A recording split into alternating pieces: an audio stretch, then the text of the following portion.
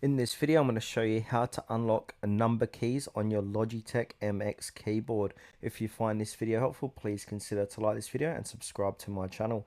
In saying that, let's just jump straight into the video. Alright, so I've got a diagram of the Logitech MX keyboard. The first method to unlock your number keys would be to, on the right hand side, we've got a lock here. So go ahead and click on that lock. See if that unlocks your number keys. And if this works, you will see the numbers functioning right away. All right, the second method, if that one doesn't work, it is to press and hold the lock for at least 7 to 10 seconds. And then check if your numpad is now active. Okay, all right, the third method would be to hold down the FN key and the lock key at the same time. And that should unlock that numbers on your numpad there. So yeah, that's 3 different methods of how to unlock number keys on your Logitech MX keyboard. Let me know in the comments below what method worked for you.